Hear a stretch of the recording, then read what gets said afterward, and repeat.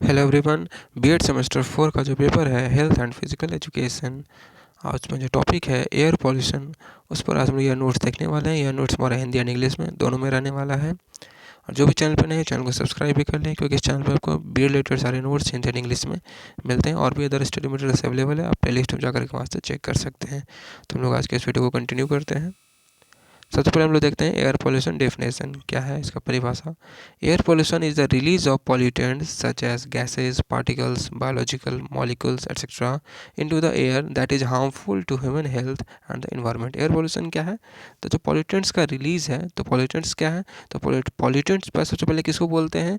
तो वैसे सब्सटेंस जो कि एयर पोल्यूशन का कारण बनते हैं, उन सब्सटेंस को हम लोग बोलते हैं पॉल्यूटेंट्स। तो क्या हो सकता है? तो गैसेस हो सकते हैं, डस्ट हो सकता है, स्मोक हो सकता है, कुछ पार्टिकल्स होते हैं, बायोलॉजिकल मॉलिक्यूल्स हो सकते हैं, ठीक है, जो कि एयर पॉल्यूशन का कारण बनते हैं, जो कि हमारा ह्यूमन का हेल्थ और इन्वायरमेंट दोनों पे इफेक्ट पड़ता है। Air pollution refers to any physical, chemical और biological change in the air. Air pollution क्या है? तो एक फिजिकल, केमिकल और बायोलॉजिकल चेंज है एयर का। It is the contamination of air by harmful gases, dust and smoke which affects plant animals and human drastically. ये क्या है? कॉन्टामिनेशन ऑफ एयर है, एयर में मिक्स होते हैं, क्या होता है? तो harmful gases like dust, smoke, ठीक है, जो रिलीज होते हैं डिफरेंट डिफरेंट वेज में, ठीक है, ये मैन मेड ह्यूमन एक्टिविटीज़ के थ्रू या फिर नेचुरल कैलेमिटीज़ के थ्रू भी ये रिलीज होता है गैसेज, ठीक है, जो कि इफेक्ट करता है प्लांट्स, एनिमल्स और ह्यूमंस को दोनों को, ठीक है। फिर आगे हम लोग देखते हैं, there is a certain percentage of gases present in the atmosphere and increase और decrease in the composition of this gases harmful to survival. हमारे एटमोसफेयर में क्या है? एक सर्टेन परसेंटेज में सभी गैसेस मौजूद हैं, ठीक है, और इन्हीं में अगर इम्बैलेंस होता है, क्रिएट होता है, तो वही क्या हो जाता है? हमारा एयर पोल्यूशन का कारण बनता है, ठीक है। This imbalance in the gases composition has resulted in increase in earth temperature. यही जो हमारा गैसेज कंपोजिशन है एटमोसफेयर का, एयर का, ठीक है, उसमें अगर कुछ छेड़छाड़ हो जाता है, उसी वजह से क्या होता है कि अर्थ का टेम्परेचर इंक्रीज़ करता है, जो कि एक कारण भी बनता है ग्लोबल वार्मिंग का। फिर हम लोग आगे देखते हैं टाइप्स ऑफ एयर पॉल्यूटेंट्स। अब एयर पॉल्यूटेंट क्या क्या होते हैं? तो यहाँ पर दो तरीका के देखने वाले हैं हम लोग एयर पॉल्यूटेंट। पहला है primary pollutants. The pollutant that directly cause air pollution are known as primary pollutants, like sulphur dioxide emitted from factories is a primary pollutant. Sulphur dioxide, carbon dioxide, carbon monoxide, ये सभी जो directly हमारे factory से, industry से release होते हैं, ये हमारा प्राइमरी पॉल्यूटेंट का कारण बनते हैं, जो डायरेक्टली हमारा एयर पोल्यूशन का कारण बनता है, ठीक है। सेकेंडरी पॉल्यूटेंट्स क्या हो सकते हैं? The pollutants formed by the intermingling and reaction of primary pollutants are known as secondary pollutants. तो वैसे पॉल्यूटेंट्स जो कि मिक्स होते हैं, ठीक है, इंटरमिंगलिंग मिक्स होकर के रहेंगे प्राइमरी पोल्यूटेंट के साथ, जैसे कि smoke, formed by the intermingling of smoke and fog. ये स्मोक और फॉग मिलता है तब जाके बनता है स्मोक। तो स्मोक भी कारण बनता है हमारा टेम्परेचर को इंक्रीज़ करने में, एयर पोल्यूशन को कारण है, ठीक है, एयर पोल्यूशन होने का कारण है स्मोक। तो ये क्या है? स्मोक क्या है? ये सेकेंडरी पॉल्यूटेंट का काम करेगा, क्योंकि ये प्राइमरी पॉल्यूटेंट के साथ मिक्स करके यह आया है, स्मोक प्लस फॉग, ठीक है। फिर आगे आगे हम लोग देखते हैं causes of air pollution. Air pollution के क्या क्या कॉजेज़ हैं? तो पहला है burning of fossil fuels. The combustion of fossil fuels emits a large amount of sulphur dioxide, carbon monoxide release by incomplete combustion of fossil fuels also results in air pollution. तो जो fossil fuels का जो burning है, like कोल, ठीक है, ये जो इनका जो कंबशन है, ये जब जलते हैं तो क्या करते हैं? लार्ज अमाउंट में सल्फर डाइऑक्साइड को रिलीज़ करते हैं। और जो हमारा कार्बन मोनोऑक्साइड है, ये इनकम्प्लीट कंबशन, जो फॉसिल फ्यूल्स का क्या है? इनकम्प्लीट कंबशन, प्रॉपर्ली तरीक़ा से वो नहीं चल पाते हैं, तो ये क्या निकलता है? कार्बन मोनोऑक्साइड निकलता है, जो कि हमारा रिजल्ट होता है एयर पोल्यूशन पे, ठीक है, इम्पैक्ट पड़ता है, यह एयर पोल्यूशन होने का कारण बनता है। फिर आगे हम लोग देखते हैं ऑटोमोबाइल्स, जो गाड़ी चल रहे इतने, the gases emitted from vehicles such as jeeps, trucks, cars, buses etcetera pollute the environment. These are the major source of greenhouse gases and also result in disease among individuals, ठीक है, ये तो normal है, सभी लोग जान रहे हैं। फिर आगे हम लोग देखते हैं agricultural activities. Ammonia is one of the most hazardous gases emitted during agricultural activities, क्योंकि फर्टिलाइजर्स वगैरह यूज़ होते हैं, ठीक है, इंसेक्टिसाइड, पेस्टिसाइड्स, ये सब का इस्तेमाल किया जाता है एज ए स्प्रे करने के तौर पे। तो वो क्या होता है, कुछ टाइम क्या होता है, जो अमोनिया होता है वो एयर में मिक्स हो जाता है, ठीक है, एक जबकि एक हार्मफुल केमिकल्स है, ठीक है, और एक एयर में मिक्स हो जाएगा तो एयर को कॉन्टामिनेट कर देगा, तो एयर पोल्यूशन का कारण ये भी हमारा एग्रीकल्चर एक्टिविटीज़ भी बनता है। फिर आगे हम लोग देखते हैं फैक्ट्रीज एंड इंडस्ट्रीज। ये तो नॉर्मल सा है कि जो हमारा चिमनीज है, फैक्ट्रीज है, इंडस्ट्रीज है, इस समय क्या होता है हार्मफुल गैसेस रिलीज़ होते हैं like carbon monoxide, organic compounds, hydrocarbons और भी अदर केमिकल्स रिलीज़ होते हैं, ठीक है, जो कि हमारा एयर का क्वालिटी को ख़त्म कर देते हैं, उनको एयर का क्वालिटी को ही घटा देते हैं, ठीक है, तो एयर पोल्यूशन का कारण बनता है। नेक्स्ट है mining activities. In the mining process the minerals below the earth are extracted using large pieces of equipment. The dust and chemicals release during the process not only pollute the air but also deteriorate the health of the workers and people living in the nearby areas। Mining activities जैसे कि आप assume कर सकते हैं, आपने video कहीं देखा भी होगा, माइनिंग एक्टिविटीज में क्या होता है बड़े बड़े मशीन्स जो चलते रहते हैं जो कि वो ऑलरेडी तो एयर को पोल्यूट कर ही रहे हैं, साथ ही साथ वहाँ पे बहुत सारा डस्ट स्मोक ये सब भी रिलीज़ होता है जो कि कहीं ना कहीं एयर को पॉल्यूट कर रहा है। साथ ही साथ जो वर्कर जो वहाँ काम कर रहे हैं अगर वो प्रॉपर इक्विपमेंट के साथ काम नहीं कर रहे हैं तो कहीं ना कहीं उनके हेल्थ पे भी वो इम्पैक्ट पड़ रहा है, ठीक है। और साथ ही साथ जो आसपास के जो लोग रहने वाले हैं, ठीक है, आसपास में अगर कोई एरिया है, शहर है या गांव है, तो जो प्लांट्स हैं तो वो सब पे भी इफेक्ट डालता है, ठीक है। प्लांट्स में क्या होते हैं उनके लीव्स के लेयर में क्या होता है डस्ट जमा हो जाते हैं, तो कहीं ना कहीं वो फोटोसिंथेसिस प्रोसेस में वो प्रॉब्लम क्रिएट कर सकता है। और ह्यूमंस को भी इनहेलिंग प्रोसेस में क्या हो सकता है कहीं ना कहीं कमी हो सकता है, प्योर ऑक्सीजन का कमी वहाँ पे मौजूद हो सकता है, ठीक है।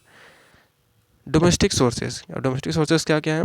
The household cleaning products and paints contain toxic chemicals that are release in the air.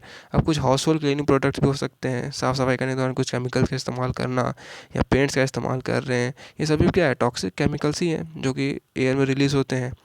The smell from the newly painted walls is the smell of the chemicals present in the paint.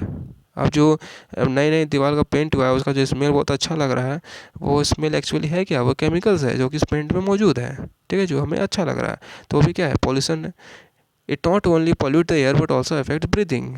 ये सिर्फ pollution का कारण नहीं बन रहा है, ये केवल अर्थ को एयर को पॉल्यूट नहीं कर रहा है, ये हमारे ब्रीदिंग पे भी इफेक्ट डाल रहा है, ठीक है। भले वो हमको अच्छा लग रहा है स्मेल, लेकिन वो एक्चुअली है क्या, वो केमिकल है, ठीक है। फिर हम लोग आगे देखते हैं effects of air pollution. Air pollution के कारण क्या क्या इफेक्ट देखने को मिल सकता है। सबसे पहले हम यहाँ देख रहे हैं हम लोग डिजीज़ मतलब बीमारी। Air pollution has resulted in several respiratory disorders and heart disease among humans. The cases of lung cancer have increased in the last few decades. Air pollution का सबसे बड़ा कारण ही है कि हमारा क्या होगा कि रेस्पिरेटरी डिसऑर्डर्स देखने को मिल सकता है, इन्फेक्शन हो सकता है हमारा, लंग्स के रिलेटेड लंग कैंसर रिलेटेड बहुत सारी बीमारी हो सकता है ह्यूमंस में एयर पोल्यूशन की वजह से। फिर आगे हम लोग देखते हैं children living near polluted areas are more prone to pneumonia and asthma.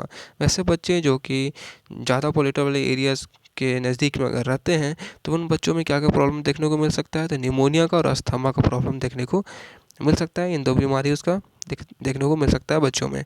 Many people die every year due to the direct और indirect effect of air pollution. बहुत सारे लोग तो एक्चुअली ऐसे मर ही रहे हैं, ठीक है, एयर पोल्यूशन की वजह से, ठीक है। फिर आगे हम लोग देखते हैं ग्लोबल वार्मिंग। एयर पोल्यूशन की वजह से क्या होता है कि अर्थ का टेम्परेचर राइज होता है जो कि कारण बनता है ग्लोबल वार्मिंग का। Due to the emission of greenhouse gases there is an imbalance in the gaseous composition of the air. Greenhouse gases का क्या हो रहा है कि उनका जो लेवल हो रहा है वो बढ़ रहा है, ठीक है। उससे क्या हो रहा है कि जो गैसेज का कंपोजिशन है एयर का उसमें इम्बैलेंस हो रहा है। This has led to an increase in the temperature of the earth. जो क्या कारण बन रहा है, तो अर्थ का टेम्परेचर को इंक्रीज करने का कारण बन रहा है। This increase in earth temperature is known as global warming. और यही जो अर्थ का टेम्परेचर इंक्रीज होता है उसी हम लोग क्या बोलते हैं global warming. This has resulted in the melting of glaciers and increase in sea levels.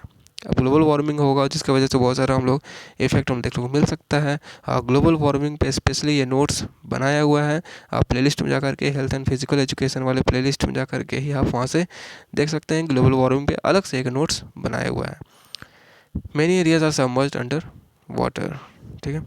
और जैसे कि ग्लेशियर्स वगैरह मेल्ट होगा तो सी लेवल ऑटोमेटिकली क्या होगा वो इंक्रीज़ करेगा, तो बहुत सारे एरियाज़ हो सकते हैं जो कि डूब सकते हैं, ठीक है। फिर आगे हम लोग देखते हैं एसिड रेन। जैसे कि अब एयर पॉल्यूशन होगा तो जो कंपोजिशन ऑफ एयर है वो तो ऑलरेडी इम्बैलेंस हो गया है। अब जब बारिश होगा तो वो क्या होगा, बारिश के साथ क्या होगा, ये एयर जो है वो जो कॉन्टामिनेटेड एयर है वो क्या होगा, मिक्स हो जाएगा, ठीक है। तो एक तरह से क्या होता है कि एसिड रेन के तौर पे यह काम करता है। और वो जो फर्स्ट बारिश होता है, स्पेशली बरसात के मौसम में जो फर्स्ट बारिश होता है उसमें नहीं बोला जाता है कि आप भीगो। क्यों? क्योंकि जो एक तरह से वो एसिड रेन होता है वो आपकी स्किन में क्या हो सकता है, रैशेस भी हो सकते हैं, ठीक है। स्किन रिलेटेड बहुत सारे कुछ प्रॉब्लम्स हो सकते हैं आपको, ठीक है। आपका अगर हेयर में, अगर आपका बाल में अगर जाता है, ठीक है, तो उसमें भी प्रॉब्लम्स हो सकता है आपको, सिर में प्रॉब्लम हो सकता है, खुजली वगैरह, ये सब एसिड रेन वगैरह का ये कारण बनता है, ठीक है। तो the burning of fossil fuels releases harmful gases such as nitrogen oxides and sulphur oxides in the air. जब फॉसिल फ्यूल्स का बर्निंग होता है जिसकी वजह से क्या रिलीज होता है, तो harmful gases like nitrogen oxide and sulphur oxides in the air. The water droplets combine with these pollutants become acidic and fall as acid rain, which damages human, animal and plant life, ठीक है। फिर आगे हम लोग देखते हैं ozone layer depression. Air pollution होगा तो ओजोन लेयर डिप्रेशन तो होना ही है, ग्लोबल वार्मिंग होगा तो। The release of chlorofluorocarbons, halons and hydrochlorofluorocarbons in the atmosphere is a major cause of depression of the ozone layer. The depleting ozone layer does not prevent the harmful ultraviolet rays coming from the sun and causes skin disease and eye problems among individuals। अब जैसे कि जब air pollution ज़्यादा increase होगा, ये सब जो ऊपर जो मेंशंस जो गैसेस हैं वो ज़्यादा रिलीज़ होंगे, ठीक है, तो उससे क्या होगा, उससे क्या होगा, डिप्रेशन ऑफ ओजोन लेयर होगा। और अगर ओजोन लेयर में ही अगर छेदा हो जाएगा या उसका परत ही अगर पतला हो जाएगा, तो जो अल्ट्रावायलेट रेज सन जो है, अल्ट्रावायलेट रेज जो है जो सन से आते हैं उसको वो बचा नहीं पाएगा। तो उससे क्या होगा कि हमें बहुत सारा स्किन से रिलेटेड डिजीज़ हम लोग देखने को मिल सकता है। आई रिलेटेड प्रॉब्लम्स भी हम लोग को देखने को मिल सकता है, ठीक है। फिर आगे हम लोग देखते हैं effect on animals. The air pollutants suspend in the water bodies and effect aquatic life. अब जो एयर पोल्यूटेंट्स होगा वाटर में भी हो सकता है, तो वाटर बॉडीज़ को भी इफेक्ट करेगा, ठीक है, एक्वेटिक लाइफ को भी इफेक्ट करेगा। Pollution also compels animals to leave their habitat and shift to a new place. अब किसी जगह पे अगर बहुत ज़्यादा पॉल्यूशन होगा तो एनिमल्स क्या करेंगे, मूव करेंगे ही। बर्ड्स क्या होंगे, मूव करेंगे ही। और मे भी हो सकता है कि बर्ड्स या एनिमल्स एक्सटिंक्ट भी कर जाएँ, प्लांट्स भी एक्सटिंक्ट कर जाए, ठीक है। क्योंकि प्लांट तो मूव नहीं कर सकेंगे, लेकिन क्या होगा उस जगह पे वो ख़त्म जरूर हो सकते हैं, ठीक है। फिर आगे हम लोग देखते हैं एयर पोल्यूशन कंट्रोल। अब किस तरीके से हम लोग इसको कंट्रोल ला सकते हैं या कंट्रोल कर सकते हैं। Avoid using vehicles. People should avoid using vehicles for shorter distance. अब कुछ दूर के लिए ही जाना है तो क्या क्या कर रहे हैं हम लोग कि 100 मीटर 200 मीटर भी जाना है, उसके हम लोग क्या का इस्तेमाल कर रहे हैं, व्हीकल का इस्तेमाल कर रहे हैं, तो उसको कम करना चाहिए, ठीक है। Rather they should prefer public modes of transport to travel from one place to another. This not only prevent pollution but also conserves energy. अब अगर बहुत सारे लोगों को एक ही जगह पे जाना है, ठीक है, तो उस जगह पे क्या कर सकते हैं कि लोग अपना पर्सनल व्हीकल का इस्तेमाल ना करके एक ही पब्लिक ट्रांसपोर्ट का इस्तेमाल कर सकते हैं उस जगह पे जाने के लिए। जिससे क्या होगा कि पॉल्यूशन से भी बचाया जा सकता है और एनर्जी भी कंजर्व किया जा सकता है। फिर आगे हम लोग एनर्जी कंजर्वेशन, ठीक है। A large number of fossil fuels are burn to generate electricity, ठीक है। जैसे कोयला का ज़्यादा इस्तेमाल किया जाता है इलेक्ट्रिसिटी जनरेट करने के लिए। Therefore do not forget to switch off the electric appliances when not in use. तो अगर आप अपने घर में, ऑफिसेज में, जहाँ भी इलेक्ट्रिक अप्लायंस का इस्तेमाल कर रहे हैं, जब उसका इस्तेमाल हो गया है तो स्विच ऑफ करना ना भूलें, ठीक है। जिससे क्या होगा, एनर्जी कंजर्वेशन होगा। दस you can save the environment at the individual level. आप अपने लेवल पे क्या कर सकते हैं, इन्वायरमेंट को सेव कर सकते हैं। इस तरीके से अगर सभी लोग अपने अपने अंदर में ये चेंजेस लाएंगे तो एनर्जी को कंजर्व किया जा सकता है, उनको बचाया जा सकता है। Use of energy efficient devices such as CFLs also controls pollution to greater level. अब कुछ ऐसे डिवाइसेस का इस्तेमाल करना है जो कि हम लोग क्या करते हैं, एनर्जी कंजर्व करने का काम करता है। जैसे कि पहले 100 वाट का बल्ब था जो येलो लाइट देता था, वो ज़्यादा एनर्जी इस्तेमाल करता था। उसके बाद आए LEDs CFL जो कि लेस एनर्जी को भी इस्तेमाल करते हुए अच्छी लाइट को देता था, ठीक है। फिर आगे हम लोग देखते हैं use of clean energy resources. Clean energy resources का मतलब है जो पॉल्यूशन क्रिएट ना करे वैसे एनर्जी रिसोर्सेज का इस्तेमाल करना। The use of solar, wind and geothermal energies reduce air pollution at a larger level. Various countries, including in India, have implemented the use of these resources as a step towards a cleaner environment. Solar energy, wind energy, ठीक है, और hydro electricity energy, ये सब का इस्तेमाल किया जा सकता है क्योंकि as a clean energy resources के तौर पे, क्योंकि पॉल्यूशन क्रिएट नहीं करेंगे। और बहुत सारी कंट्रीज़ है इंक्लूडिंग इंडिया जो कि इस क्लीन एनर्जी रिसोर्सेज की ओर बढ़ रही है, ठीक है, ताकि इन्वायरमेंट को क्लीन रखा जा सके। Other air pollution control measures include, और कुछ अलग अलग हैं एयर पॉल्यूशन कंट्रोल जो कि हम लोग देख सकते हैं, कुछ उपाय हैं जिसमें लोग प्रदूषण को नियंत्रण में ला सकते हैं। By minimising and reducing the use of fire and fire products, कम से कम, ठीक है, आग रिलेटेड, ठीक है, फायर रिलेटेड जो प्रोडक्ट्स है उसका इस्तेमाल कम करना, ठीक है, या पूरा इसका यूज़ जो है उसको पूरा घटा देना। Since industrial emissions are one of the major cause of air pollution, the pollutants can be controlled or treated at the source itself to reduce its effect। जैसे कि इंडस्ट्रियल और जो फैक्ट्रीज़ है वो क्या है, मेजर कॉज है air pollution का, ठीक है। तो जो पॉल्यूटेंट्स हैं उनको कंट्रोल में लाया जा सकता है, ठीक है, जहाँ से उनका सोर्स है वहीं से, क्योंकि इंडस्ट्रीज और फैक्ट्रीज ही क्या है, एक सोर्स है, तो उनको वहीं से ट्रीट किया जाना चाहिए। एयर फिल्टर्स लगाया जाना चाहिए चिमनीज़ वगैरह में। For example, if the reaction of a certain raw material yield a pollutant, then the raw materials can be substituted with other less polluting materials। For example के लिए अगर कुछ वैसा रॉ मटेरियल है जिसको अगर यूज़ करने पे ज़्यादा पॉल्यूशन अगर क्रिएट हो रहा है, ठीक है, तो उस मटेरियल को ही रिप्लेस कर दिया जाना चाहिए, सब्सटीट्यूट कर देना चाहिए, ठीक है, वैसे मटेरियल का इस्तेमाल करते किया जाना चाहिए जो कि कम पॉल्यूटिंग हो, ठीक है। फिर आगे हम लोग देखते हैं, fuel substitution is another way of controlling air pollution. In many parts of India petrol and diesel are being replaced by CNG। These are mostly adopted by vehicles that are fully operating with ideal emission engines। Fuel substitution भी क्या है, एक अच्छा तरीका है air pollution को control करने का, जैसे कि बहुत सारे व्हीकल्स ऐसे हैं जो कि इलेक्ट्रिकली चलते हैं और बहुत सारे व्हीकल्स ऐसे हैं जो कि CNG से भी चलते हैं। तो इससे क्या हो रहा है कि पेट्रोल और डीजल से जो व्हीकल चलते थे, जब बहुत ज़्यादा पॉल्यूशन क्रिएट करते थे, वो अब नहीं कर सकते हैं, ठीक है। फिर आगे हम लोग देखते हैं, although there are many practices in India which focus on repairing the quality of air, most of them are either forgotten or not being enforced properly। There are still a lot of vehicles on roads which haven't been tested for vehicle emissions। Bharat में जैसे कि अभी भी बहुत सारे ऐसे practices हैं जो कि ध्यान दे रही है किस पे, तो क्वालिटी ऑफ एयर को रिपेयर करने पे, ठीक है, उस पर ध्यान दे रही है। तो ऐसे बहुत सारे ऐसे प्रैक्टिसेस पे क्या हो रहा है कि या तो अच्छे से काम नहीं किया जा रहा है या फिर उसको लोग इग्नोर कर दे रहे हैं या फिर भूल जा रहे हैं, ठीक है, क्योंकि अभी भी रोड से बहुत सारे ऐसे व्हीकल्स हैं जो कि इमिट करते हैं गैसेस को, पॉइजनस गैसेस को, हार्मफुल गैसेस को अभी भी इमिट करते हैं, और जिनको अभी तक व्हीकल इमिशन टेस्टेड में नहीं किया जाता है, उसको टेस्ट ही नहीं किया जाता। जैसे कि रिसेंटली बीच में क्या हुआ था, गवर्नमेंट ये सब सभी लोगों को यह बोली थी कि आपके पास एक सर्टिफिकेट होना चाहिए, एक व्हीकल जो आपका जो पॉल्यूशन जो सर्टिफिकेट है उसका होना चाहिए, कि आपका साइलेंसर, आपका इंजन क्या है, सब कुछ सही होना चाहिए, ठीक है।